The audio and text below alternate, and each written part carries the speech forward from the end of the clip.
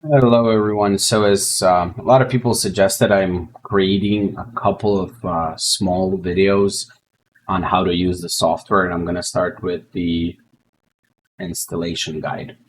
So, to install the software, you go to the EzShopFlow.com, click on Downloads, and you're able to download the installation PDF also, which is essentially just text of what I'm going to be showing you here. And then you can click here to download the software. And once the software is downloaded, you can go ahead and try installing it. So I already have it downloaded. I'm just going to go to my downloads, run the setup, install. And on some computers, it will allow you to choose where you want it installed. And I suggest not choosing anything. Just let it install into disk C, EzShopFlow, and the software will run smoothly. Otherwise, it might give you issues. Some things might not work, and it actually might not even activate. I'm not sure. I haven't tried that, but I'm pretty certain that it might not even want to activate for you. So after the installation is done in a second here, it does take a little while. I'll show you how it all works. Also, I'm using Windows 8 pretty much server. So it might be a little different from modern Windows 10 and Windows 11, but essentially it's the same stuff. So here, after this setup is done and everything's extracted, all the files, it will allow you to start EzShopFlow server from after clicking the finish. You can disregard, you can just uncheck this and do it yourself, but I'm just going to check it. And also there's an EzShopFlow server icon now. Well, this icon only starts the interpreter for the code pretty much, like the server host. So this is not going to bring you to the software itself. So essentially after I'm going to click finish, it ran the EzShopFlow server, and it's asking me to install Microsoft Visual C++ runtime and patches. So on some computers, you might not have to do it. On others, you might have to do it. So I'm going to click cancel, as I know that this one doesn't require it. I'm going to say cancel. And after I do cancel, on most computers, it will, there's going to be 3 different pop-outs. We're going to ask you to allow 3 different services, which you must click allow on for everything to work properly. If you don't click allow, you decline one of the 3, the software will not work and the server might not even start. So if the server starts and everything is good, there is a little icon over here you can click and you should have a flag. You might have a lot of different other things running here also, but this flag should be present and it should be green. If it's green, it means the server ran good and everything installed properly, so you're now able to access the software from the web browser.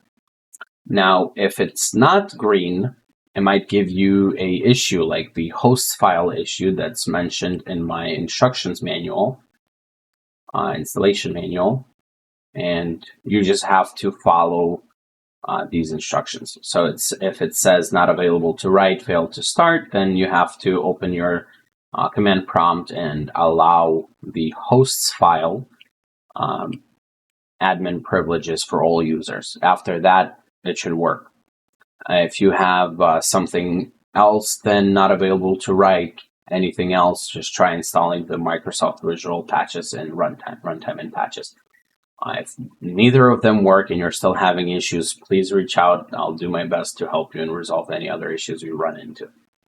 But other than that, if everything ran smoothly and everything seems to be just fine, you will go ahead and open up your web browser, new tab, and you're just going to type in portal/. After you type in portal/, the activation page will open up for you. You have to put in the license key and your company name key. So to get your free trial or to buy a license, you can click on buy license and select trial and then input your company name. Let's say specialty CNC, phone number. Currently, I'm not using it for verification, but in here I'm going to put my email address.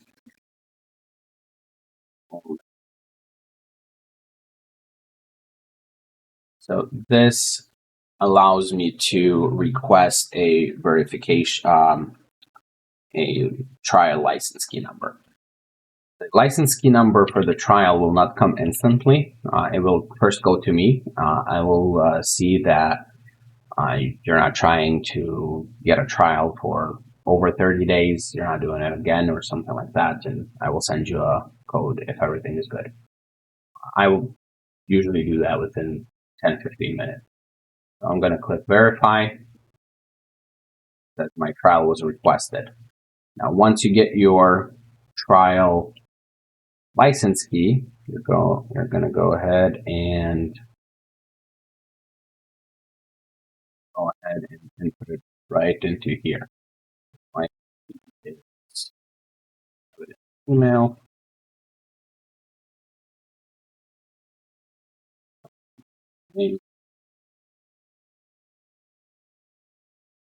This should activate the software. Once the software is activated, you're automatically logged in as the initial account.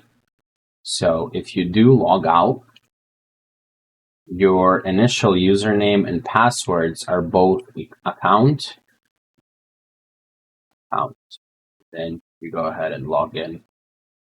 That will bring you right back to the attendance page. So that's how you install and run the software. If everything is good, hopefully it is. So in order to access the same page from a different device on the same network, you need to know your IPv4 address. And in this system, and mostly in any other, you can also refer to the install instructions that will tell you how to find it on more modern systems. Right here, in this section here. Just press Windows key plus I together, and then go to Network and Internet and then go to Properties and scroll down and see your IPv4 address. For this Windows, it's a little bit different because it's Windows 8. So I'm going to go and do it the old way. I open your settings here, go here, click twice, get your details, and your IPv4 address is right here. So essentially, if you're on a different machine, you're going to, instead of portal, you're going to type in those numbers, 144.172.117.42 /. It opens the same way, except it's going to try and tell me that I need to log in again, because this is a different domain name, technically. Other than that, that's all for the installation process. If you do run into any issues, refer to the install instructions. I've outlined everything I know so far. And if I'm going to figure out anything else, I will certainly add it into here. And if you do run into any issues that you're not able to fix, send me an email. Thank you very much and have a great day.